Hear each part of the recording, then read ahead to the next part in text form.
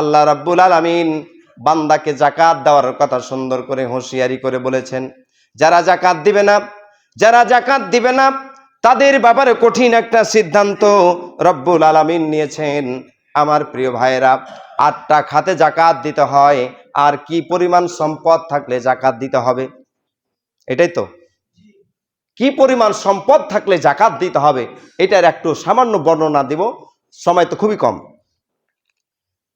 যাকাত 7.5 ভরি স্বর্ণ অথবা 52.5 ভরি রৌপ্য, এর পরিমাণ যদি সম্পদের মালিক হয়, এত পরিমাণ 52.5 ভরি রূপা থাকতে হবে এটা না, 7.5 ভরি স্বর্ণ থাকতে হবে এটা না, কিন্তু বিশ্বের বিখ্যাত আলেমদের এবং তাফসির কান্ত এবং হাদিস গ্রন্থ দিয়ে প্রমাণ করে সবচাইতে বাংলাদেশি বা বিশ্বের মানুষদেরকে স্বর্ণের মূল্য অনেক বৃদ্ধি হয়ে যাওয়ায় রূপার মূল্যটাকে নির্ধারণ করে দিয়ে যাকাতের আমলটি যেন সবাই করতে পারে, এই জন্য যাকাত নির্ধারণ করা হয়েছে রূপের মূল্য দিয়ে।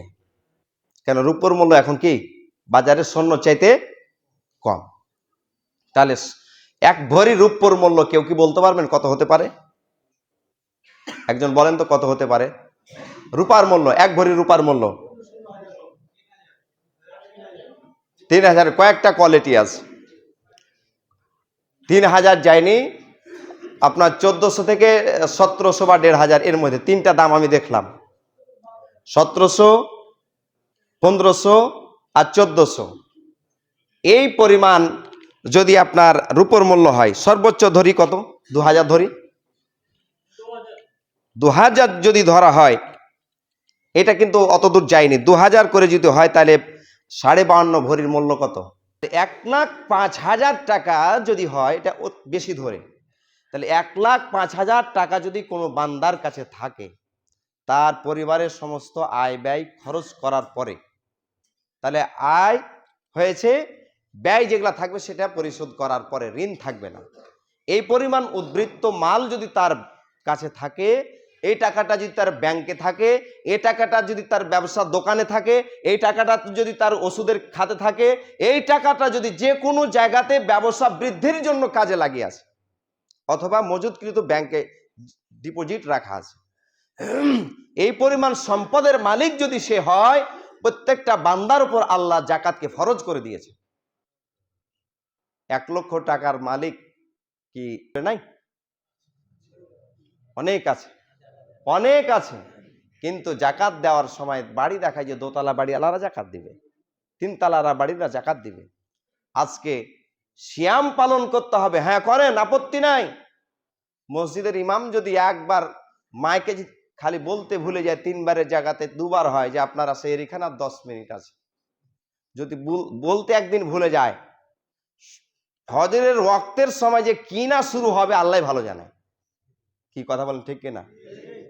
রোজার ব্যাপারে এত পাগল পার হন, আপত্তি নাই, হতে হবে, কিন্তু যে কোরআন দিয়ে যাকাত ফরজ হয়েছে, যে কোরআন দিয়ে সিয়াম ফরজ হয়েছে, সিয়ামের কোরআন আলাদা আর যাকাত ফরজ হওয়ার কোরআন কি আলাদা নাকি ভাই? তাহলে যে কোরআন দিয়ে সিয়াম ফরজ হওয়ার কারণে আপনি সিয়াম এত গুরুত্বের সাথে করছেন, আর যাকাত যে কোরআন দিয়ে ফরজ হলো এত অবহেলা কেন? তার মানে টাকা লাগবে, তাই তো হুজুর? এটা তো টাকার ব্যাপার।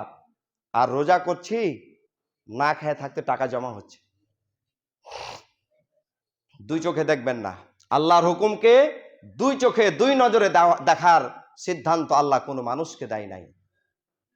আল্লাহর হুকুম, আল্লাহর অর্ডার, আল্লাহর আইন, আল্লাহর সীমারেখা, তিলকা হুদুদ আল্লাহ, আল্লাহর সীমারেখার অর্ডারের বাইরে যদি 1 কদম অগ্রসর হয়ে যায়, নাফরমান হয়ে মরতে হবে। বুঝতে পেরেছেন? যাকাত অস্বীকারী আবু বকর সিদ্দিক বলেছিলেন, একজন ব্যক্তি যাকাত দিয়েছে, হয়তো তার উপর বকরির যাকাত ফরজ হয়েছে, কিন্তু সে যাকাত দিয়েছে, ছাগল যাকাত দিয়ে দিয়েছে, কিন্তু ছাগলটি তো নিয়ে যাবে, তার উপর যাকাত ফরজ হয়েছে, কিন্তু সে যাকাত ফরজের একটা ছাগল সে দিয়ে দিয়েছে, কিন্তু সে যাকাত ছাগলের তো নিয়ে যেতে হবে, কি দিয়ে নিয়ে যাবে? রসা দিয়ে বা দড়ি দিয়ে, পাখা দিয়ে তাকে নিয়ে যাবে, কিন্তু সেই রশিটি দিতে যদি অস্বীকৃতি জানায়, আমি উমর বলছি, আবু বকর বলছি, তার বিরুদ্ধে যুদ্ধের ঘোষণা। জাকাত দিবা আর রশি দিবা না, সে কি দিয়ে তার ছাগলকে নিয়ে যাবে? আজকে ইসলামী সুব্যবস্থা নাই, তার কারণে জাকাত ভিত্তিক অর্থনৈতিক ব্যবস্থা আজকে পঙ্গু হয়ে গেছে। আজকে জাকাত ভিত্তিক অর্থনৈতিক ব্যবস্থা একেবারে ক্যান্সার হয়ে গেছে। যদি রাষ্ট্রীয় মর্যাদায় জাকাত ভিত্তিক অর্থনীতির ব্যবস্থাটা চালু হয়ে যেত, তাইলে বাংলাদেশের মানুষ গরিব থাকতো না, অভাবী থাকতো না। জাকাত আদায়কারী ব্যক্তি থাকবে, যেমন ইউনিয়ন পরিষদে কর আদায়কারী ব্যক্তি আছে না নাই, নিয়োগপ্রাপ্ত আছে। আপনার সন্তানের যখনই একটা আইডি কার্ড করতে যাবেন, নিবন্ধন করতে যাবেন, তারপরে ট্যাক্স দিতে যাবেন, সাথে নিবন্ধন করতে যাবেন, ইউনিয়ন পরিষদ কাজ করতে গেলেই আগে আপনার খাতা দেখবে যে ট্যাক্স পরিশোধ আছে কিনা। ট্যাক্স পরিশোধ নাই, আপনার ওখান থেকে কাজ আপনার বের হবে না। ঠিক না? যদি জাকাত দিতে যদি আপনি নাপারক হন, তাহলে রাষ্ট্রীয় ভাবে দায়িত্বপ্রাপ্ত ব্যক্তিরা আপনার কাছ থেকে জাকাত আদায় করবে। জাকাত আদায় করার পরে আপনার প্রয়োজন মিটবে, তাছাড়া নয়। রাষ্ট্রীয় পক্ষ থেকে আপনার কাছ থেকে জাকাত আদায় করবে। আজকে এই মর্যাদা নাই, যার কারণে আমরা ব্যক্তিগতভাবে জাকাত কেউ দিচ্ছি না।